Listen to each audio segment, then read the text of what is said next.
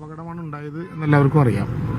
അപ്പം നമ്മുടെ നിലവിലുള്ള സ്റ്റാറ്റസ് അനുസരിച്ച് 9 ഹോൾ ബോഡി എന്ന അർത്ഥത്തിലാണിപ്പോൾ നമ്മൾ കണക്ക് കൂട്ടുന്നത്.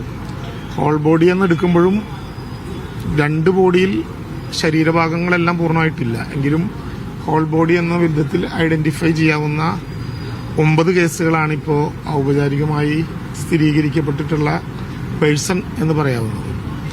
അതിൽ 5 എണ്ണത്തിന്റെ പോസ്റ്റ്മോർട്ടം, 5 മൃതശരീരങ്ങളുടെ പോസ്റ്റ്മോർട്ടം കഴിഞ്ഞു.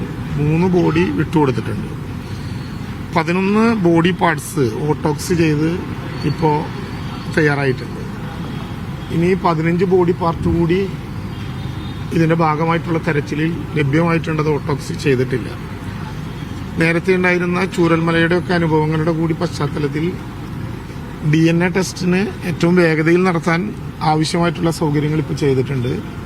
തിരുവനന്തപുരത്ത് നിന്ന് DNA ടെസ്റ്റുമായി ബന്ധപ്പെട്ട ഏറ്റവും ഉയർന്ന തലത്തിലുള്ള ഡോക്ടർമാരും അതിൻ്റെ അനുബന്ധ സംവിധാനങ്ങളും എത്തിച്ചേർന്നിട്ടുണ്ട്. ഏറ്റവും പെട്ടെന്ന് നടപടിക്രമങ്ങളിലേക്ക് കടക്കാൻ പറ്റും എന്നാണ് നമ്മൾ കരുതുന്നത്.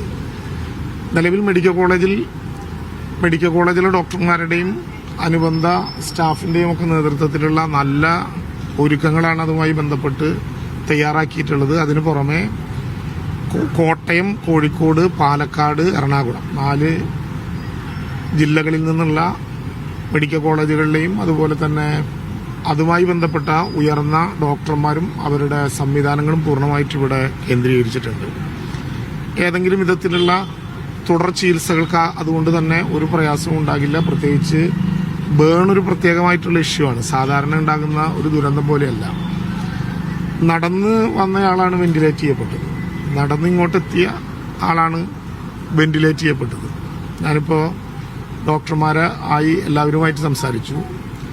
ICUവിൽ 10 പേരാണിപ്പോൾ ഉള്ളത്, ബേൺ ICUവിൽ. അതിലൊരാൾക്ക് ഒരു പ്രൊസീജിയർ ഇപ്പോൾ ആരംഭിച്ചിട്ടുണ്ട്, സർജറിയുടെ. വളരെ കൃത്യമായി ആ നടപടിക്രമങ്ങളെല്ലാം മുന്നോട്ട് പോകുന്ന ഒരു സ്ഥിതിവിശേഷമുണ്ട്.